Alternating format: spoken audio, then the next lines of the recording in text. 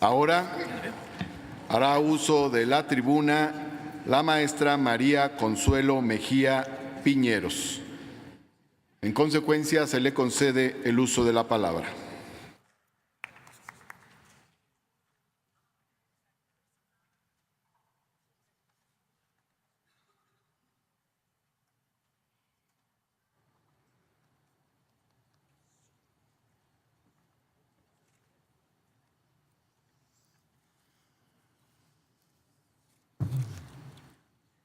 Buenas tardes ya a todas, a todos.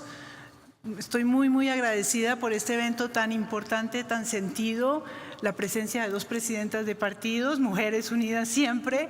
Les agradezco muchísimo a todas mis amigas, amigos, a mis compañeras y compañeros de Católicas que están allá arriba, de otras organizaciones.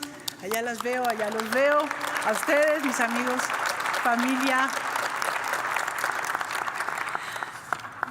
Bueno, antes que nada agradecer a la Comisión de Igualdad de Género por haberme considerado para esta presea y a las senadoras y senadores que votaron por mí, que se unieron a esta iniciativa, de la senadora Malú Micher. Muchísimas gracias, Malú, por esta iniciativa y por este reconocimiento.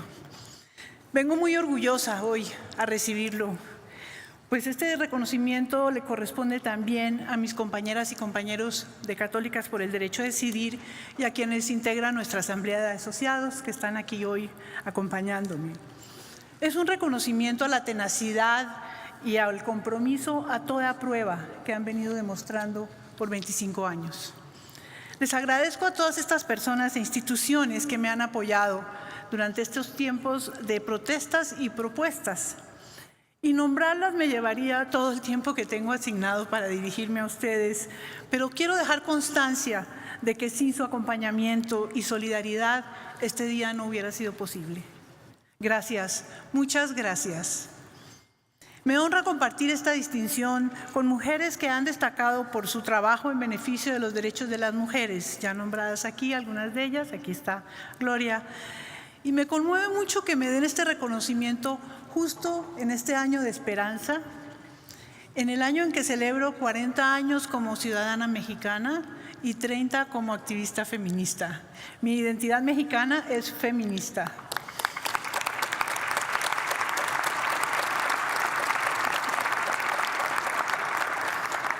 Me llena de orgullo recibir este reconocimiento que lleva el nombre de Elvia Carrillo Puerto, de esta mujer transgresora que, como ya fue dicho ampliamente, dedicó su vida a la lucha por los derechos políticos de las mujeres.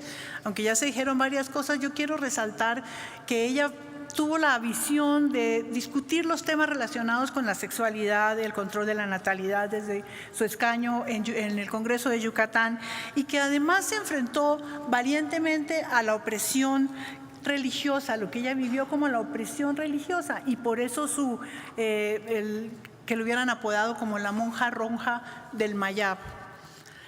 Aunque Malú ya hizo una amplia referencia sobre las relaciones que pudiera haber entre nuestras vidas y me siento muy honrada por ello, no pretendo compararme, me parece muy importante haber esa posibilidad de comparación en el sentido de haber podido contribuir desde mi posición hoy a que las mujeres católicas se rebelen contra la opresión de la jerarquía conservadora de la Iglesia Católica.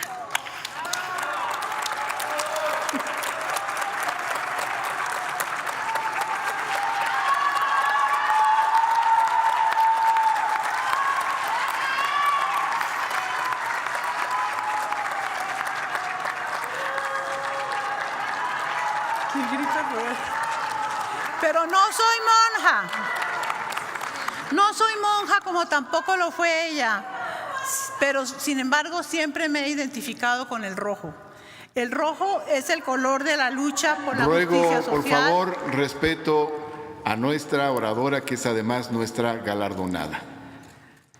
El rojo es el color de la lucha por la justicia social.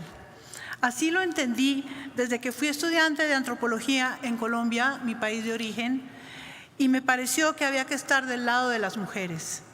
Lo mismo sucedió más tarde cuando entendí que debía estar sobre todo del lado de las mujeres católicas. Podría decirse entonces, más allá de eso, que soy con mucho honor una católica roja. Ruego respeto. Está abierto este Senado, pero eso no está peleado con el respeto. Es una sesión solemne y además está hablando la persona a la que este Senado de la República entregó un reconocimiento. Adelante, por favor. Muchas gracias, señor presidente.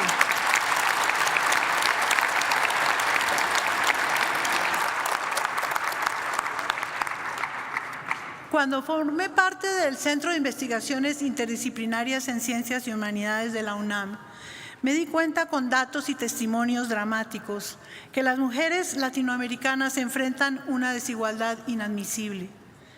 La violencia asociada al estereotipo de que las mujeres somos inferiores, los serios conflictos sexuales, las altas tasas de mortalidad materna causadas por abortos clandestinos e inseguros, están en la base de esa desigualdad.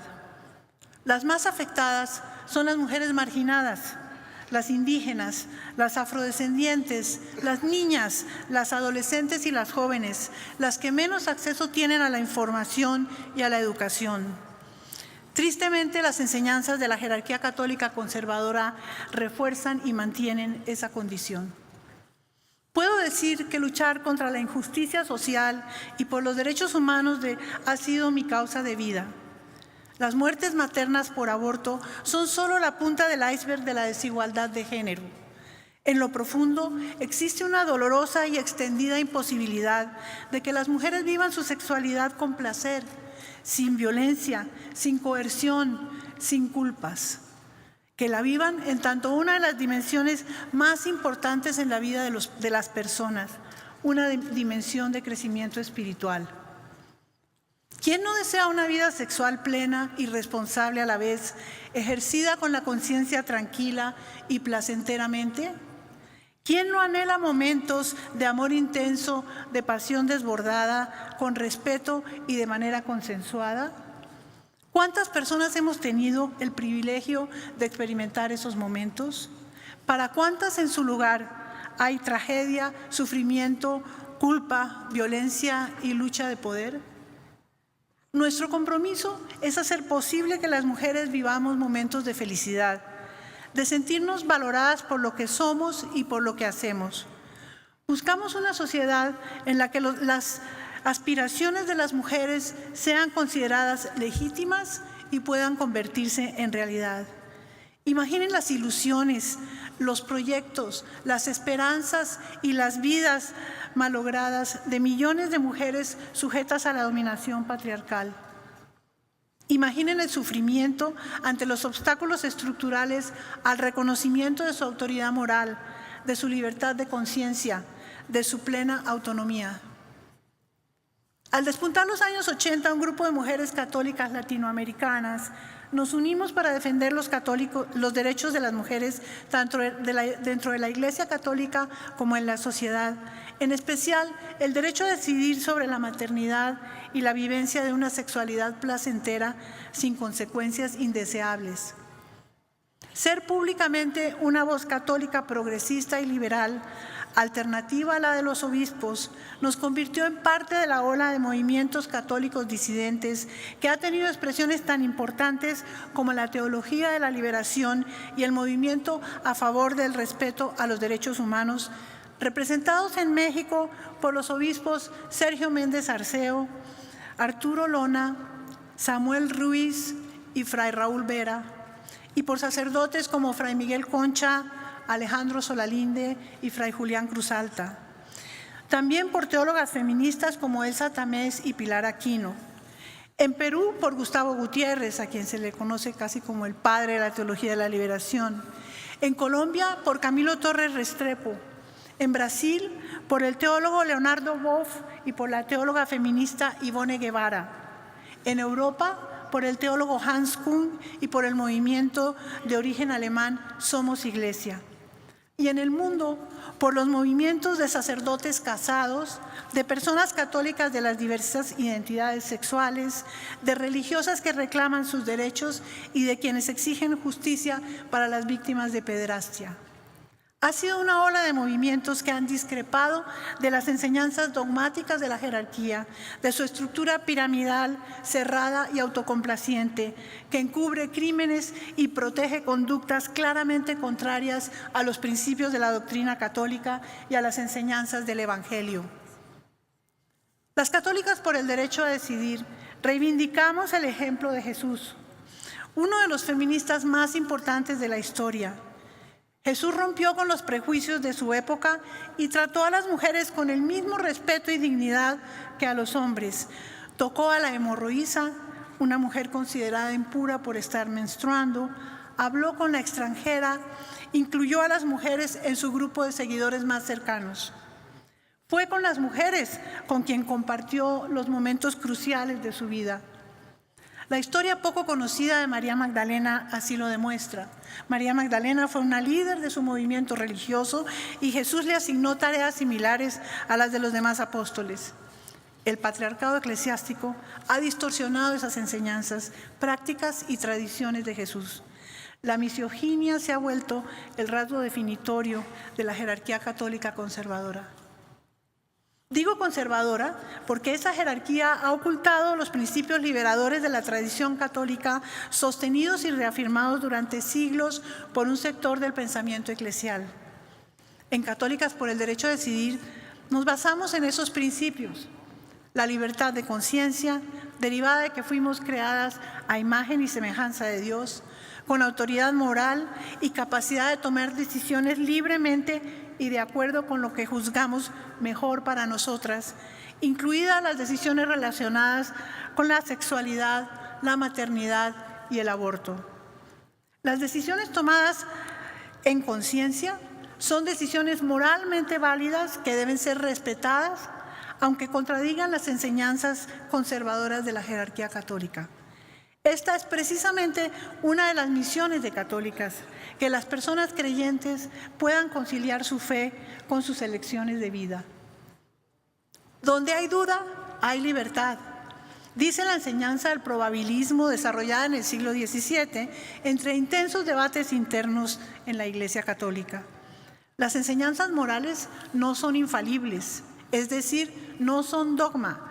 Ningún papa ha hecho una declaración expresa, ex cátedra, que afirme que las enseñanzas morales son verdades absolutas. En otras palabras, la tradición liberadora acepta diversas formas de interpretar y valorar la conducta de los fieles católicos, tomando en cuenta sus circunstancias y la singularidad de los casos. Estos principios católicos nos permiten afirmar, con la conciencia tranquila, que es posible ser católicas y defender el derecho a decidir de las mujeres, no solo sobre su maternidad, sino también sobre cómo vivir su vida y ejercer sus derechos, sin que eso signifique negar nuestra fe, abandonar nuestra iglesia o sentir que vivimos en pecado. Las Católicas por el Derecho a Decidir creemos haber contribuido a cerrar la brecha entre la comunidad de la Iglesia progresista que defiende los derechos humanos tradicionales y la formada por quienes defendemos los derechos de las mujeres y los derechos sexuales y reproductivos. Creemos haber contribuido a fortalecer la integralidad de los derechos humanos. Como resultado de este trabajo, nos fue conferido en el año 2002 el 10º Premio Nacional de Derechos Humanos Don Sergio Méndez Arceo. Las palabras que pronunció en la ceremonia de entrega Gerardo Tixen, sacerdote que apoyó nuestra candidatura, expresan muy bien lo que es y hace Católicas por el Derecho a Decidir. Dijo lo siguiente, abro comillas: se entrega el premio de un obispo a una organización que no cuenta con la simpatía de muchos jerarcas católicos. Las Católicas por el Derecho a Decidir influyen en la sociedad para que se reconozca el derecho de las mujeres a una maternidad libre y voluntaria, humana pues, con el propósito de disminuir la incidencia del aborto y la mortalidad materna. Denuncian las violaciones a los derechos de las mujeres y promueven una política que pueda salvar vidas en dignidad. Dentro de la Iglesia, igual que Jesús, las católicas se juegan su prestigio por devolver a las mujeres su dignidad robada. Ellas afirman que Dios no suprime nuestra libertad, más bien la alienta, la anima, la impulsa y la respeta porque nos ama. Estas fueron las palabras de Gerardo Tixen. No voy a narrarles la larga lista de actividades y logros de Católicas por el Derecho a Decidir. Quiero mencionar tan solo que así como la defensa de los derechos sexuales y reproductivos es una prioridad para nosotras, también lo ha sido la defensa del Estado laico. Desde que surgimos, hemos afirmado que la laicidad del Estado es una condición imprescindible para la garantía de los derechos humanos de las mujeres y el ejercicio de los derechos sexuales y reproductivos. Por ello, desde Católicas hemos hecho incidencia para evitar retrocesos y nos involucramos activamente en las reformas a los artículos 40 y 24 de la Constitución dirigidas a fortalecer la laicidad en la República Mexicana. Históricamente, la laicidad se ha construido para defender la libertad de conciencia, así como otras libertades que se derivan de ella, de creencias, de religión, de expresión. Ha sido también una condición para que la pluralidad de nuestra sociedad pueda ser vivida de manera pacífica y armónica. No puedo dejar de hacer énfasis en la importancia y necesidad de preservar y defender la laicidad del Estado mexicano y de sus políticas públicas en este momento.